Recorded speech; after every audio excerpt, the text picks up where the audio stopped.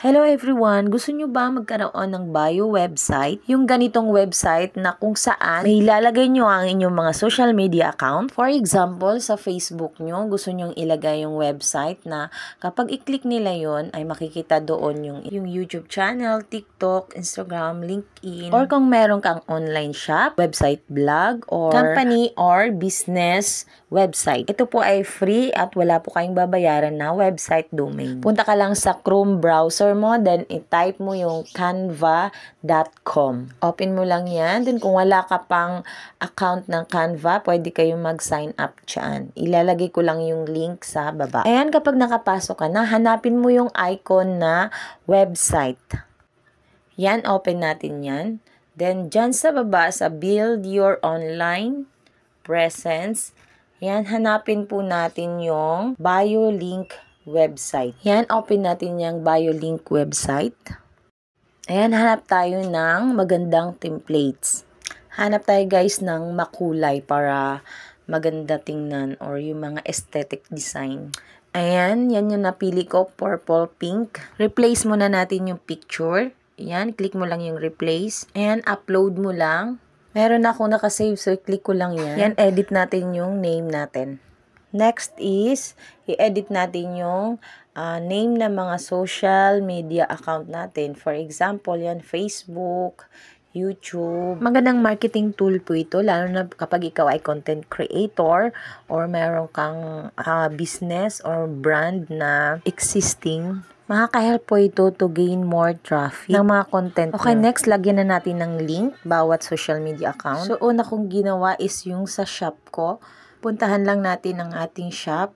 Ayan, copy natin yung link. Then, i-paste natin dito. Para lumabas yung link, pindutin mo lang yung square. Then, merong lalabas na 3 dots. Then, open mo lang yan. Tapos, hanapin mo yung link. Tapos, punta tayo sa Facebook page natin. Ika-copy natin yung link.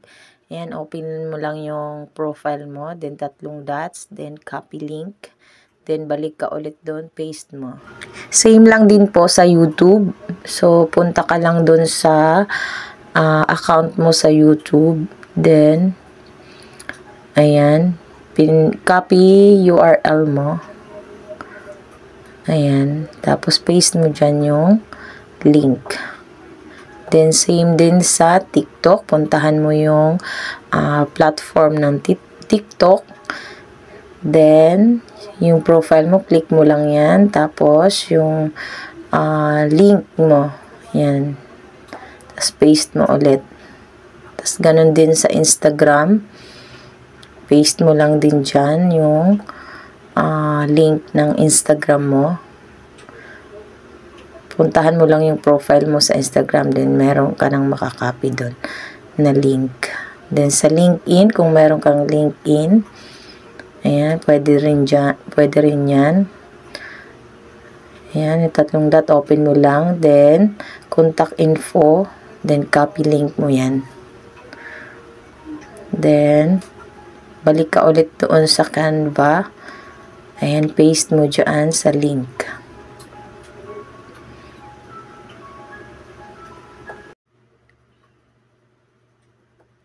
Ayan, after that, so pwede na natin i-publish. Click mo lang yung arrow sa taas, then publish website. Ayan, tapos with navigation, then free domain yung pipiliin natin. Ayan na, so, ayan, ikaw na bahala dyan kung anong ilalagay mo na subdomain mo. So, ako is Jemima, pero pag ano ko siya, wala siya, is not available. So, dinagdagan ko na lang Jemima Bio. Try natin.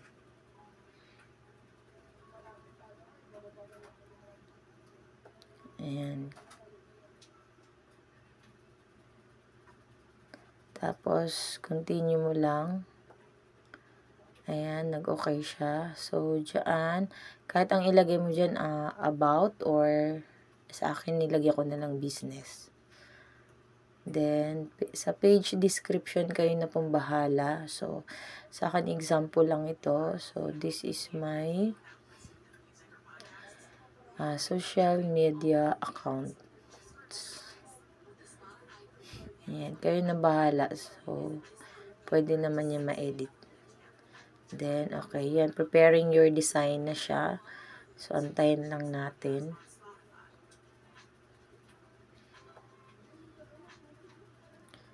Ayan, yan na yung link mo. I-copy mo lang yan, tapos save mo kung saan mo pwede i-save. Sa notes mo, pwede mo i-save yan. Tapos yan ang itsura niya. So, yun na. So, maganda na siya tingnan. Ayan, balikan natin siya. So, makikita natin siya sa recent designs. Ayan, pag i-open natin siya, ayan. Ayan, i-click mo lang yung parang mata. Yan yung preview. So, yan na siya. So, yan yung pag naka-cellphone, yan yung itsura niya. So, try natin i-open yung My Shop. Ayan. Makada-direct ka dun sa shop mo. Then, try naman natin yung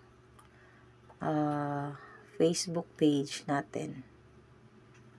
Ayan ang page ko. Then, try naman natin yung YouTube. Ayan, it works. Then, try naman natin yung Instagram. TikTok first. Ayan, it works. Next, try naman natin yung Instagram. Ayan, kapag nag-click dyan, madadirect sila sa Instagram mo. Ayan. Tapos, next naman is LinkedIn.